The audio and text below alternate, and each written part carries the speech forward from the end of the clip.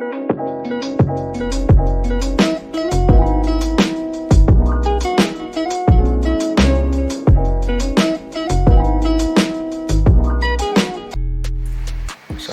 warahmatullahi wabarakatuh. Baiklah, di video kali ini saya akan menjelaskan materi saya, yaitu relativitas khusus. Oke, baiklah, tanpa menunggu lama-lama, langsung saja kita ke materi saya.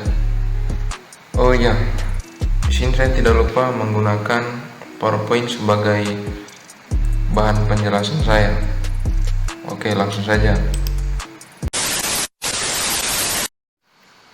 Di slide yang pertama, yaitu dalam fisika, relativitas khusus atau teori relativitas khusus adalah teori fisika yang mengenai hubungan antara ruang dan waktu yang diterbitkan pada tahun 1905 oleh Albert Einstein. Teori relativitas khusus yaitu yang pertama digagas oleh Einstein sendiri, yang memiliki dua postulat atau konsep. Yang pertama yaitu hukum fisika berlaku untuk tiap objek dalam semua kerangka acuan yang bergerak dengan kecepatan tetap, inersia terhadap yang lain.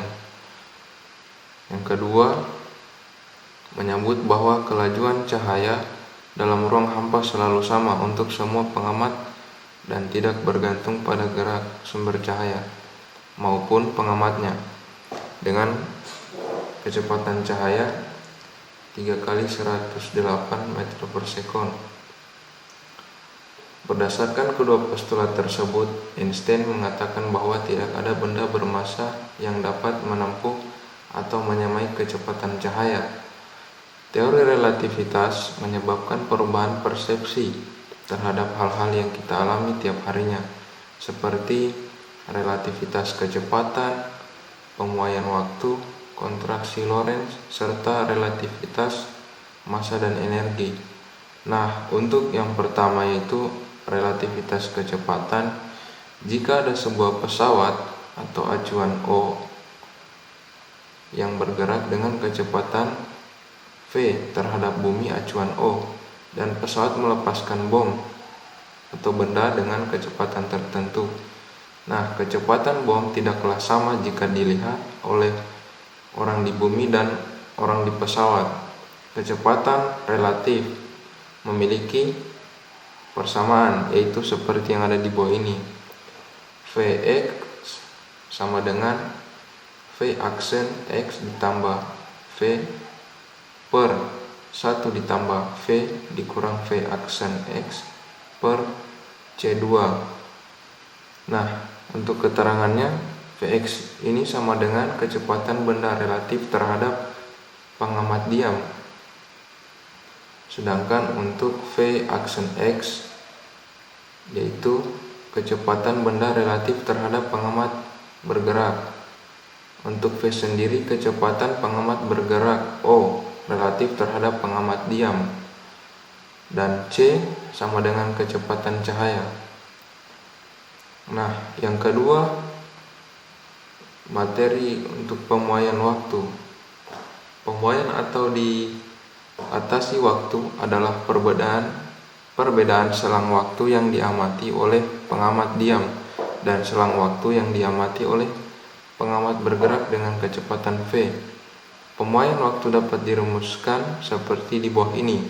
Delta T sama dengan delta T0 per akar 1 dikurang V kuadrat per C kuadrat, di mana delta T selang waktu yang diamati pengamat bergerak dengan kecepatan V, sedangkan delta T0 adalah selang waktu yang diamati pengamat diam, dan V kecepatan pengamat.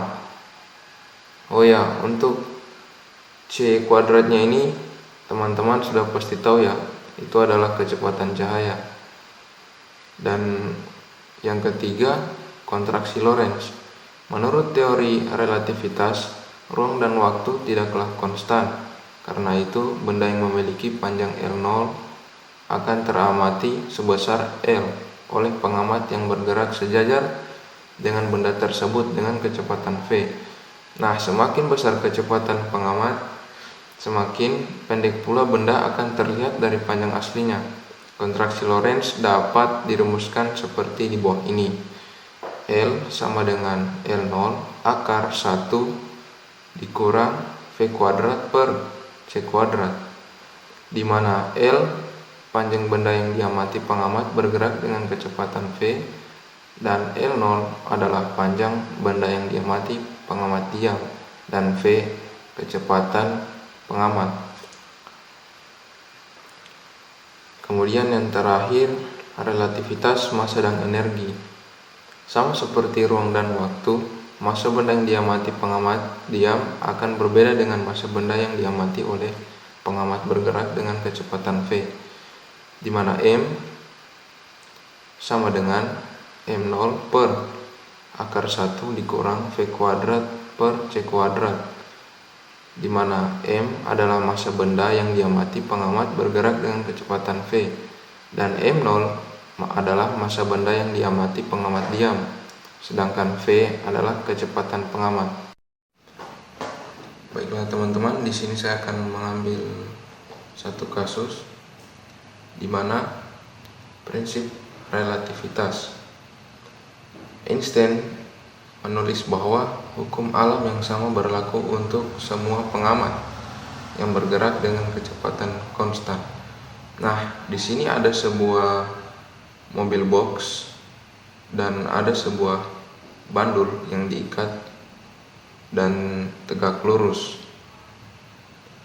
Nah, pikiran saya sewaktu melihat peristiwa ini, ketika mobil ini akan bergerak, bandul ini akan bergerak ke kanan dan ke kiri. Tetapi tidak, karena jika mobil ini bergerak dengan kecepatan konstan, bandul ini akan tetap diam dan kondisinya akan tetap seperti ini. Ini misalkan saja ya, ini ada mobil box, lalu ada sebuah bandul yang diikat lurus seperti ini, lalu jalanannya mulus dan kecepatannya konstan. Jika secara analogi, sebagai contoh kasus yang selanjutnya, yaitu bagaimana jika dalam pesawat kecepatan 1000 km per jam ada penumpang yang melempar koin ke atas. Nah, kira-kira bagaimana itu teman-teman? Apakah koinnya akan terpental ke belakang atau mungkin ke depan? Ternyata tidak. Kenapa? Karena kecepatannya konstan. Dan perlu diingat, pesawat dengan kecepatan 1000 km per jam itu sudah konstan. Di dalam pesawat itu kita sudah bisa melepaskan sabuk pengaman dan berjalan ke sana kemari, dan tiba-tiba ada penumpang yang melemparkan koinnya ke atas. Nah, ternyata koinnya itu akan tetap terlempar ke atas lalu jatuh lagi ke tangannya. Kenapa bisa seperti itu? Nah, kembali lagi ke acuan prinsip relativitas, karena kecepatannya itu konstan.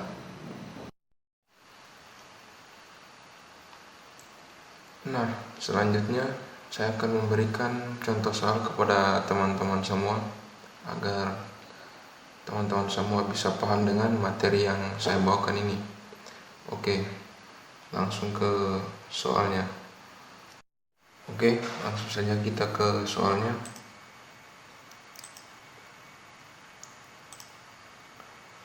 Nah, di soal ini terdapat masalah, yaitu dua saudara kembar Didin dan Dudun.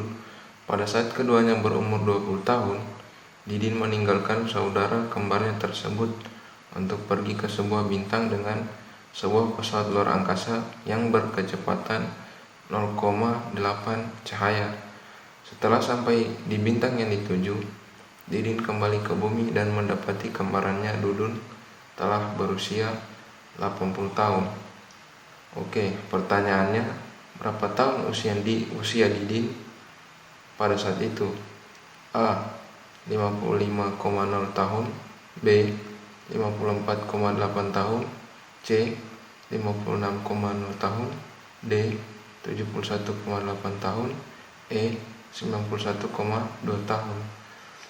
Nah, menurut duduk yang tinggal di bumi, perjalanan itu sudah memakan waktu kurang lebih 80 sampai 20 tahun.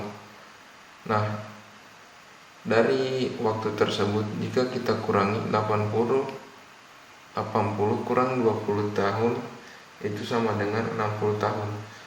Tetapi menurut Didin, jam yang di bumi mengukur waktu perjalanan. Nah, di soal ini kita menggunakan persamaan yaitu pemuaian waktu, di mana delta T sama dengan delta T0 per akar 1 dikurang V kuadrat per C kuadrat. Kemudian 60 sama dengan delta T0 per akar 1 dikurang 0,8 cahaya kuadrat per C kuadrat. Lalu 60 sama dengan delta T0 per 0,6 dan hasil akhirnya yaitu delta T0 sama dengan 36 tahun. Nah, tentu teman-teman semua bertanya, dari mana sih hasil 36 tahun itu? Yaitu dari 60 dikali 0,6. Nah, kenapa bisa begitu? Karena delta T0 itu dipindahkan ruas. Setelah dipindahkan ruas, kan yang sebelumnya dibagi, dan setelah dipindah ruaskan yaitu menjadi kali, sehingga bisa menjadi 60 dikali 0,6 dan hasilnya adalah 36 tahun. Nah, umur Didin ketika itu 20 tahun, kemudian ditambahkan dengan hasil akhirnya itu 36 tahun, sama dengan total keseluruhannya itu 56 tahun. Oke, sekian dulu video dari saya. Mungkin hanya bisa seperti itu. Dan jangan lupa untuk teman-teman bertanya. Dan mohon maaf apabila ada kesalahan. Tolong dimaafkan karena kita juga sama-sama belajar. Oke. Sampai di sini dulu video yang dapat saya berikan. Saya akhiri. Wassalamualaikum warahmatullahi wabarakatuh.